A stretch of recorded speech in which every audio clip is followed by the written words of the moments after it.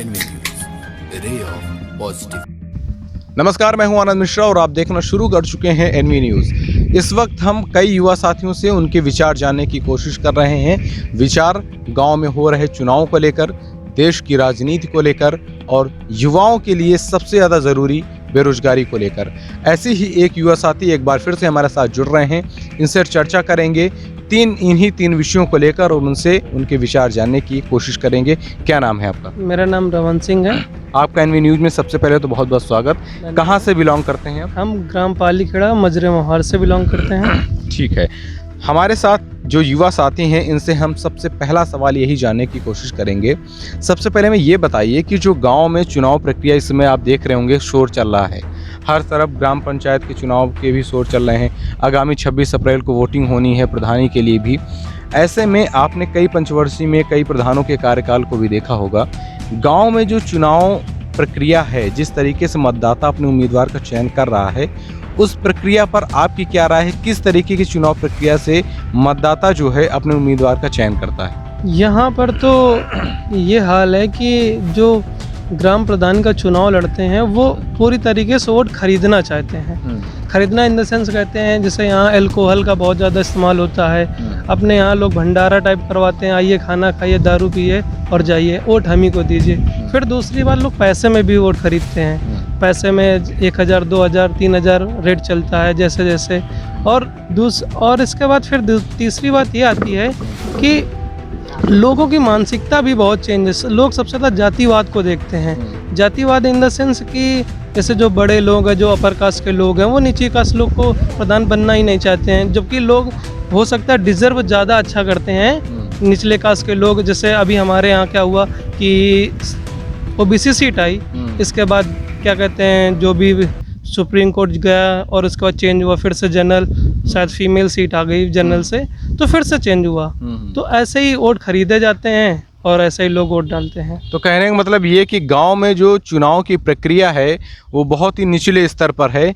लोग वोट खरीद लेते हैं, उम्मीदवार अपने हिसाब से वोटों खरीदते हैं, जबकि मतदाता अपने मनपसंद का चुनाव कई बार नहीं कर पाते हैं। मतदाता अपने मनपसंद वोट कभी डाल ही नहीं पाता है, क्योंकि उसे इस तरीके प्रेशराइज किया जाता है, इस तरीके उसे समझाया जाता है कि आप हम ही को वोट दो, हम तुम्हारे लिए करेंगे। लेकिन 5 साल के अंदर सड़कें नहीं बनती हैं ना किसी। यहाँ तो ये हुआ कि लेटरिंग जो बनी उनमें से भी पैसे खाए गए लोगों से। 300, 400 रुपये गड्ढा खोदाई ले लिया गया, और जिनको लेटरिंग हुई तो उनको एक पैसा नहीं दिया गया। यही सब चलता है यहाँ पे। आपके गांव का सबसे बड़ा मुद्दा क्या है जो आपको लगता है कि जो भी इस बार के प्रधान चुने जाएंगे वो उस मुद्दे को कम से कम कवर करें? आपके गांव का सबसे बड़ा विकास का मुद्दा? हमारे यहाँ सबसे बड़ा मुद्दा यही है कि कम से कम एटलीस्ट रोडें सही हों। जो रोड है उनकी हालत बहुत ख़राब है, एटलीस्ट रोड सही होंगे। फिर दूसरी बात, जैसे मेरे यहाँ प्राइमरी स्कूल है, वहाँ का भी जो हालत है अच्छा बन गया है, सब कुछ अच्छा है, टीचर्स भी अच्छे हैं। लेकिन 2-3 चीज़ें, जैसे मिड डे मील खाना मिलता है वहाँ, कभी कभी मैंने ये चीज़ देखी है कि वहाँ सिलेंडर नहीं होता है, सिलेंडर की जगह लकड़ी में खाना बनता है। तो ये सब चीज़ें बहुत, और क्या कहते हैं, मेन तो वही है, सड़क अच्छी होनी चाहिए। सबको लगता है हमारे यहाँ से नाली ना बहते हो। तो ये मुद्दे तो हैं आपके गांव के, जिनको आप चाहते हैं कि सुधरें, कम से कम आपकी ये उम्मीद है। देश की राजनीति पर आपको कितना विश्वास है, उससे कितना उम्मीद रखते हैं? आप भी एक युवा हैं, और क्या आप भी रोजगार हैं?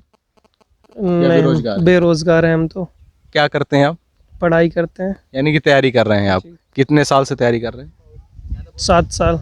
7 साल से आप तैयारी कर रहे हैं, यानी कि एक पंचवर्षीय पूरी निकल चुकी है, उसके पहले की पंचवर्षीय से आप तैयारी कर रहे हैं। बिल्कुल। तो इतने 7 सालों में आपको ये नहीं लगा कि सरकार ने कई वैकेंसियां निकाली होंगी, लेकिन आपका सिलेक्शन हुआ नहीं? ऐसा क्यों? हो सकता है मेरी उतनी अच्छी तैयारी ना हो पाई हो, लेकिन कभी कभी ये गवर्नमेंट का भी बहुत बड़ा रोल होता है। जैसे अभी रिसेंटली एक ले लो आप, ग्राम वीडियो की वैकेंसी निकली थी। उसमें क्या हुआ, 2018, 23 और 25 दिसंबर को एग्ज़ाम हुआ। उसमें से पेपर हुआ, रिजल्ट आया। रिजल्ट जैसे ही रिजल्ट आया तो तुरंत जो यहाँ के शिक्षा मंत्री है, जो भी हैं लीड करते हैं यहाँ से, उन्होंने 2 लोग का ओमार सीट पकड़ी जिनमें नकल हुई थी। सीएम योगी आदित्यनाथ को चिट्ठी लिखी कि ऐसा ऐसा हुआ है, भर्ती में गफला हुआ है, धांधली हुई है। तो उसमें जांच बैठाई गई तो कुछ 400 बच्चों को क्या कहते हैं उसमें कॉपी पकड़ी गई जिसको नकल हुई है। उसके बाद कहते हैं 1500 कुछ बच्चों का वेरिफिकेशन कराया गया। 1500 बच्चे ये था कि 400 बच्चे कुछ की जिनकी नहीं है वो अभी बाद में उनका होगा। 1500 बच्चों को वेरिफिकेशन करा दिया गया। अब वो भर्ती कैंसिल कर दी गई। अब उन 1500 बच्चों से ये पूछ, वो बेचारे तड़प रहे हैं, 1-2 लोगों ने तो सुसाइड कर ली, ऐसे कैसे चलेगा। लेकिन सरकार तो लगातार पोस्टर बैनर पे हर जगह चौराहों पे ये दिखाने की कोशिश कर रही है कि 4 साल बेमिसाल। 4 साल बेमिसाल हमें नहीं लगता कोई भी बेमिसाल का काम किया है। केवल नाम बदलने से बेमिसाल नहीं हो जाता है। यहाँ गरीब गरीब होता जा रहा है और अमीर शायद अमीर होता जा रहा है। बट कंफर्म नहीं कह सकते अमीर अमीर होता, लेकिन गरीब वैसे भी गरीब होता जा रहा है हर चीज़ से। चाहे गैस से ले लीजिए, चाहे आप डीजल पेट्रोल को ले लीजिए, हर चीज़ से बेरोजगारी बढ़ती जा रही है। यानी कि आप सरकार के इस पंचवर्षीय में जो भी काम हुए उससे संतुष्ट नहीं है। ये राज्य सरकार की बात कर रहे हैं या राज्य सरकार की बात कर रहे हैं? केंद्र सरकार से खुश हैं? केंद्र सरकार से भी खुश नहीं है। ऐसा कोई डिसीजन ही नहीं लिया जिनसे इन्होंने कहा मेक इन इंडिया। क्या make in India? Make in India यही है ना कि बाहर से आप पार्ट्स लेके यहाँ स्टेबल कर दीजिए, जोड़ दीजिए, मेक इन इंडिया हो गया। ये मेक इन इंडिया होता है क्या?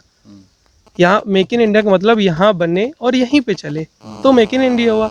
आप चाइना का सामान लेके आते हैं, यहाँ से चाइना का सामान आया, यहाँ पे आपने उसको जोड़ दिया, बना दिया, मेक इन इंडिया हो गया। यानी सरकार के किसी भी कार्य से खुश नहीं है, चाहे वो राज्य सरकार के कार्य हों, चाहे वो केंद्र सरकार के कार्य हों। बंगाल में भी इस समय विधानसभा का चुनाव हो रहा है, कोविड का भी दौर चल रहा है। ऐसे में बहुत सारे युवाओं का एक प्रश्न बहुत लगातार उठता रहा है कि जब कोविड का इतना बड़ा दौर चल रहा है, जब लाखों लोग कोविड से संक्रमित हो रहे हैं, ऐसे समय में सरकार वहाँ पर लगातार रैलियाँ कर रही हैं। कितना इसको सही मानते हैं आप? ये तो बिल्कुल गलत है, क्योंकि आप एजुकेशन सिस्टम पिछले 1 साल से पूरी तरीके ठप करके रखे हैं। स्कूल खोले 2-3 महीने फिर बंद कर दिया आपने।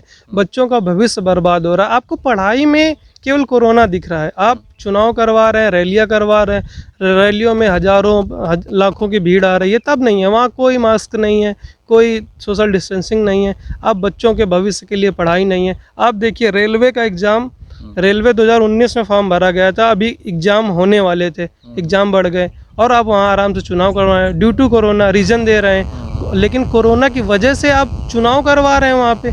ये तो सरासर गलत है। तो ये हमारे युवा साथी थे जिन्होंने बहुत ही बेबाकी से अपनी राय रखी, देश की राजनीति पर अपनी राय रखी, सरकार द्वारा किए जा रहे कार्यों पर भी अपनी राय रखी, और जिस तरीके के ग्राम प्रधान में जिस तरीके की चुनाव प्रक्रिया होती है गांव में, उस पर भी अपनी राय रखी। आक्रोश है इनके अंदर सरकार को लेकर, चाहे वो केंद्र सरकार हो चाहे राज्य सरकार हो, दोनों सरकारों से खुश नहीं है। अंतिम में एक चीज़ और जानना चाहेंगे, 2022 की विधानसभा चुनाव आने वाले हैं, सत्ता परिवर्तन करने की चाह रख रहे हैं? बिल्कुल। तो इनका कहना है कि सत्ता परिवर्तन 2022 के विधानसभा चुनाव में करने की चाह रखते हैं। फिर से मिलेंगे किसी नए एपिसोड में एक नए विषय के साथ। तब तक के लिए दीजिए मुझे इजाज़त। नमस्कार। NV News, a ray of positive.